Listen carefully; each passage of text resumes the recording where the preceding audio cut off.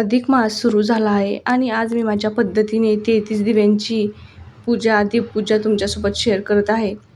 तर या पूजेमध्ये कलश स्थापना, बाळकृष्णाची पूजा, 33 दिव्यांची मांडणी, दीप प्रज्वलन, नैवेद्य, तुळशी मातेला आणि मरी मातेला दीप अर्पण करून संपूर्ण पूजा केली आहे. त्यामुळे हा व्हिडिओ शेवटपर्यंत नक्की बघा. विशेष म्हणजे आज गुरुपुष्पामृत योग असल्यामुळे ही पूजा खूप फलदायी ठरते. त्यामुळे तुम्ही आज ही पूजा नक्की करून बघा. नमस्कार मंडळी, तुमचं सगळ्यांचं माझ्या यूट्यूब फॅमिलीमध्ये मनापासून स्वागत करते. तुम्ही जर माझ्या चॅनलवर नवीन असणार तर प्लीज चॅनलला लाईक, शेअर, कमेंट्स करायला विसरू नका. सगळ्यात महत्त्वाचं सबस्क्राईब करा आणि हा व्हिडिओ इतरांपर्यंतही शेअर करा. चला तर व्हिडिओला आपण सुरुवात करूया. सर्वात आधी मी पूजेसाठी लागणारं संपूर्ण साहित्य तयार करून घेतलं. त्यामध्ये मातीच्या पंत्या, वाती, वितळलेलं तूप, हळद, कुंकू, फुले, प्रसाद आणि इतर पूजेचं साहित्य टेबलावर मांडून घेतलं. नंतर मी कलश स्थापना करायला घेतली. सर्वात अगोदर कलशावर स्वस्तिक काढलं. त्यानंतर हळदी कुंकाने त्याला पूजन केलं. चारही बाजूंनी कलशाची पूजा केली. हळद, कुंकू, अक्षता वाहिल्या आणि कलशाचं पूजन पूर्ण केलं. तर कलशाचं पूजन झाल्यानंतर ज्या ठिकाणी आपण कलश स्थापना करणार आहोत त्या ठिकाणाची पूजा करूया. मी कलश स्थापना इथे ताटातच करते, त्यामुळे मी इथे ताटाची पूजा करून घेते. ताटामध्ये तुम्ही रांगोळी काढू शकता. तुमच्या पद्धतीने आपल्याला आवडेल तशी आपण सजावट करून घेऊया. तर मी अगोदर पाण्याच्या कलशामध्ये पाणी भरून घेतलं. त्यात हळद, कुंकू, अक्षदा, एक फूल वाहिलं. माझ्याकडे नागवेलीचे पानं अवेलेबल नव्हते तर मी पारिजातकाचे पानं घेतले. पारिजातक भगवान विष्णूंना खूप प्रिय आहे, त्यामुळे मी इथे त्यांचीच पानं घेतली. कलशावर तांदूळ भरलेली वाटी ठेवून त्यावर हळद, कुंकू वाहिले. 2 पानं पुन्हा ठेवले. त्यावर बाळकृष्णाची मूर्ती स्थापन केली. बाळकृष्णाची मूर्ती छान स्थापन झाल्यावर आता आपण 33 दिव्यांची मांडणी करून घेऊया. एक एक करून मी ते 33 दिव्यांची मांडणी केली. आता तुम्ही बघू शकता ताटाच्या अवतीभोवती मी सुंदर अशी पानांची सजावट केली. कारण भगवान विष्णूंना पारिजातक अत्यंत प्रिय आहे. फुलं नाही तर पानंही सही.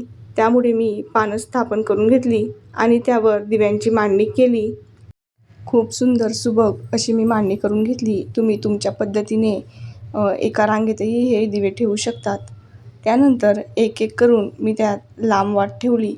आपण फुलवातही ठेवू शकतो, पण मला लांब वात छान वाटते म्हणून मी लांब वात ठेवली.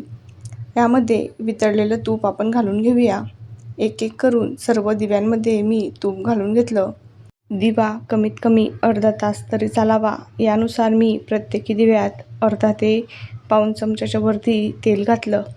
यामुळे दिवे नक्कीच अर्ध्या तासाच्या वरती चालतात.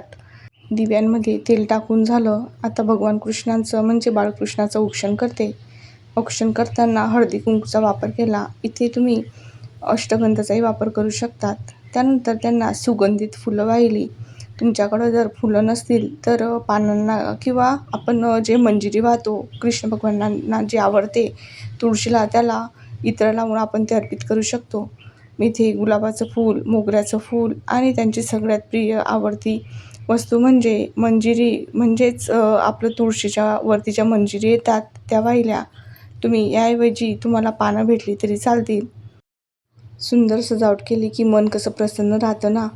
खरंच माझं मन खूप प्रसन्न झालं. त्यामुळे मी भगवान विष्णूंवर फुलांच्या पाकळ्या वाहिल्या. त्यानंतर आता आपण दीप प्रज्वलन करून घेऊया. संध्याकाळची वेळ, मंद उजळ आणि लखलखता प्रकाश, किती सुंदर वाटतं ना.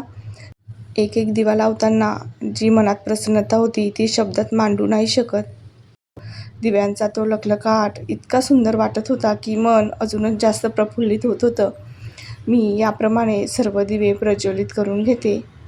जसे जसे मी दिवे लावत होती तसतसं मनामध्ये एकच प्रार्थना येत होती, हे पुरुषोत्तम भगवान, आमच्या घरात सुख, समृद्धी, यश, कीर्ती, अपार लक्ष्मी नेहमी राहू दे.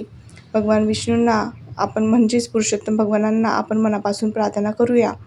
मी प्रार्थना केली. तुम्ही पूजा करून नक्कीच तुमच्या घरासाठी प्रार्थना करून घ्या. एक दिवा श्रद्धेचा, एक दिवा भक्तीचा आणि प्रत्येक दिव्यांमध्ये पुरुषोत्तम प्रभूंच्या चरणी केलेली प्रार्थना. हळूहळू उजळणारा हा प्रकाश फक्त दिव्यांचाच नाही तर मनातील भक्तीचाही आहे. प्रत्येक पेटणारा दिवा जणू एक मंगल इच्छा घेऊन जन्माला आला आहे असं वाटतंय. खरंच खूप सुंदर असं आध्यात्मिक वातावरण माझ्या घरात तयार झालेलं होतं. मी माहेरी असल्याकारणाने मी ही पूजा माझ्या माहेरीच केली. माझ्यासह माझ्या आई, बहिणीने आणि भावाने ही पूजा केली. तर आजची पूजा तुम्हाला कशी वाटली नक्कीच कमेंट्समध्ये सांगा आणि व्हिडिओला लाईक, शेअर, कमेंट्स करायला विसरू नका. चॅनलला शेअर करा जेणेकरून माझे इतर व्हिडिओही तुमच्यापर्यंत नक्कीच पोहोचतील. बेल आयकॉनलाही क्लिक करा जेणेकरून नोटिफिकेशन तुमच्या वॉलपेपरला येईल. तर आज छान असं पूजन झालं. त्यानंतर सगळ्यात महत्त्वाचं म्हणजे आता आपण नैवेद्य अर्पण करून घेऊ. मी इथे तेच पारिजातकाचे 2 पानं ठेवून त्याची पूजा करून त्यावर नैवेद्य अर्पण केला. नैवेद्यामध्ये तुम्ही फळ किंवा तुमच्या आवडीचा कोणताही पदार्थ किंवा भगवंताला जे आवडतं ते तुम्ही ठेवू शकतात. मी ते साखरेचा नैवेद्य दिला. त्यावर तुळशीपत्र ठेवलं. तुळशीपत्र घेऊन ओम भूर्भुवः स्वहा म्हणजेच आपला गायत्री मंत्र म्हणून ते पान मी नैवेद्याभोवती फिरवला. त्यानंतर आपण जसं महाराजांना नैवेद्य देतो त्या पद्धतीने आपण बाळकृष्णांना नैवेद्य अर्पण करूया. शेवटी कृष्णार्पण नमस्ते म्हणून ते पान बाळकृष्णांना वाहिलं. त्यानंतर सगळ्यात महत्त्वाचं म्हणजे जेव्हा आपले दिवे प्रज्वलित असतात तेव्हाच आपल्याला त्यांचं औक्षण करायचं आहे किंवा त्या अगोदरही तुम्ही औक्षण करू शकतात. तर मी दिवे प्रज्वलित केले होतेच. त्यानंतर मी सगळ्या दिव्यांचं औक्षण करून घेतलं. त्यांची पूजा करून घेतली. हळद, कुंकू, अक्षता सगळं वाहिलं. त्यानंतर त्यांना नमस्कार केला. आपल्या मनातली इच्छा भगवान विष्णूंना म्हणजेच पुरुषोत्तम भगवानांना सांगितली आणि मनातल्या मनात प्रार्थना केली की जी ही प्रार्थना असेल ती पूर्ण होऊ दे. जसा आपला आवडता श्रावण महिना असतो तसाच यावर्षीही आपल्याला अधिक महिना लाभलेला आहे. तर जितकं होईल तितकं या महिन्यात पुण्य कमवून घ्या. तुम्ही कमवा आणि तुमच्या फॅमिलीलाही त्यात सामील करून घ्या. भगवान कृष्णांना हळदी कुंकू अर्पण केल्यानंतर मी स्वतःलाही लावून घेतला आणि नमस्कार केला. तर आता छान अशी सुबक माझी पूजा झालेली आहे. मी आता तुळशी मातेसाठी दिवे तयार करून घेते. मी तुळशी मातेला आणि बाजूलाच आमचं मरीमातेचं मंदिर आहे. मातेसाठी मी 2 दिवे तयार करून घेतले. तर आता आपण दिवे लावायला जाऊया. सगळ्यात महत्त्वाचं सायंकाळची वेळ असल्याकारणाने रोज संध्याकाळी तुळशी मातेला तुपाचा दिवा नक्कीच लावा जेणेकरून आपल्या घरामध्ये भरभराट येईल आणि तुळशी मातेला पूजन करून त्यांचं आशीर्वाद नक्कीच घ्यावा. तर आता मी तुळशी मातेला छान असा दिवा लावून घेते. व्हिडिओत बघू शकतात खूप वारा असल्यामुळे दिवे थोडे विझण्यासारखे होते पण मी एकही दिवा विझू दिला नाही. तर मी मस्त असा तुळशी मातेलाच दिवा अर्पण करून घेतला. आता आमच्या इथे तुळशीचं इथं छोटंसं रोप आहे. हे जे तुम्हाला दिसतं आहे ते गोकोणीचं वेल तिथंच वाढतोय.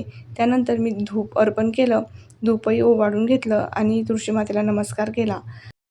चला आता मरीमातेला दिवा लावून घेऊया.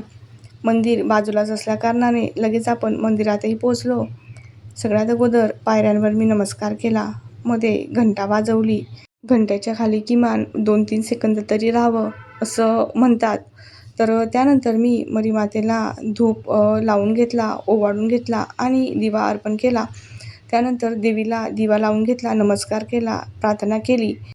दिवे विझतील पण भक्तीचा प्रकाश कायम राहो. पुरुषोत्तम प्रभूंची कृपा आणि या दिव्यांचा मंगल प्रकाश सर्वांच्या जीवनात सुख घेऊन येवो.